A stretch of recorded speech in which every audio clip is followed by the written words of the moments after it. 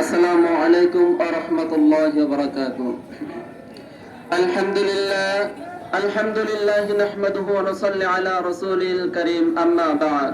ফাকাদ ক্বালা রাসূলুল্লাহ সাল্লাল্লাহু আলাইহি ওয়াসাল্লাম, খায়রুকুম মান তাআল্লামাল কুরআন ওয়া 'আল্লামা। আমার সামনে উপবিষ্ট বাংলার দূর দূরান্ত থেকে তাওহীদি জনতা সকলকে আমার সালাম ও আন্তরিক শুভেচ্ছা। প্রিয় উপস্থিতি,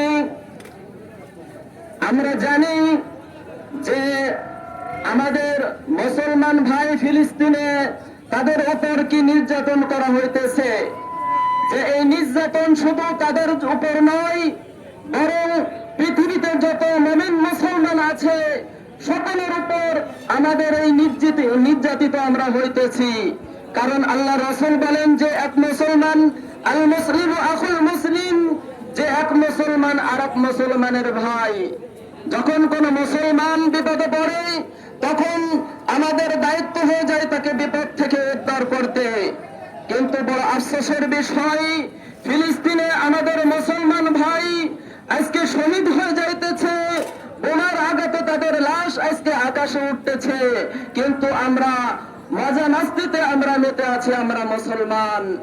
এজন্য ফিলিস্তিন কি এটা আমাদের আগে জানতে হবে যে এই ফিলিস্তিন হলো আমাদের প্রথম কিবলা। এই ফিলিস্তিন হলো আল্লাহ তাআলার রহমতের একটি নিদর্শন।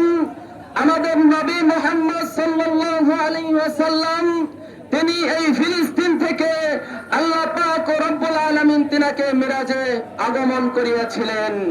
এই সেই ফিলিস্তিন, যেই ফিলিস্তিনে এক মুসলমান এক রাকাত নামাজ আদায় করলে আল্লাহ তাআলা তাকে 500 রাকাত নামাজের সওয়াব দান করেন। এই সেই ফিলিস্তিন, যেই ফিলিস্তিন হযরতে সুলাইমান বাদশা তেনার হুকুমে জিনদের মাধ্যমে এই ফিলিস্তিন গড়া হয়েছিল। আর এই সেই ফিলিস্তিন, যেই ফিলিস্তিন হাসরের মাঠে মানুষ এই ফিলিস্তিনের মাঠে উঠবে।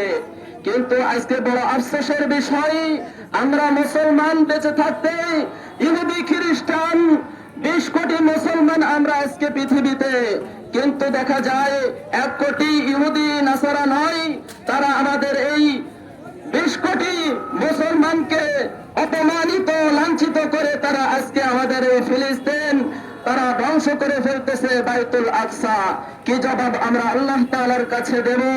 এজন্য মুসলমান আমরা সতর্ক হই, কারণ আল্লাহ তাআলা পবিত্র কোরআনের মধ্যে বলেন, আম হাসিবতুম আন তাদখুলুল জান্নাতা লাম্মা ইয়ালামিল্লাহুল্লাযীনা জাহাদু মিনকুম ওয়া আলামাস সাবিরিন। যে তোমরা কি চিন্তা করতেছো তোমরা এমনিতেই জান্নাতে চলে যাবে? না, বরং আমি তো তোমাদেরকে এখনো পরীক্ষা করি নাই যে তারা আমার পথে জিহাদ করবা এবং আমার দেওয়া বিপদে মুসিবতে আমার জন্য তোমরা ধৈর্য ধারণ করবা। এজন্য মুসলমান, আমাদের মুসলমান ভাইরা নির্যাতিত হইতেছে। দেখেন, আপনারা দেখেন কারবালার জিহাদের ময়দানে, উহুদ জিহাদে 313 জন বদরের যুদ্ধে যখন হাজার হাজার কাফেরদের সঙ্গে আমাদের সাহাবায়ে কেরামরা জয়যুক্ত হয়েছিল, হাজার হাজার কাফেরদেরকে হত্যা করে, কিন্তু মাত্র 313 জন ছিল। আজকে আমরা সংখ্যায় কত বেশি, কিন্তু ইহুদি নাসারা দেখেন মুসলিম হয় কয়েকজন। এর একমাত্রই কারণ আমাদের মুসলমানদের মধ্যে একতা নাই। এজন্য আমাদের একতা হইতে হবে।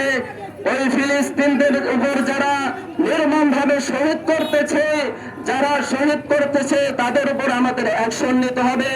আমাদের দোয়া করতে হবে জেরুজালেম, ইসরাইল, এই তাদের দেশের যত পণ্য আছে আমরা এই পণ্য পরিত্যাগ করব, এবং যে দোকানে এই পণ্যগুলো বেচবে আমরা সেই দোকানে আমাদের বেচা কিনা করব না।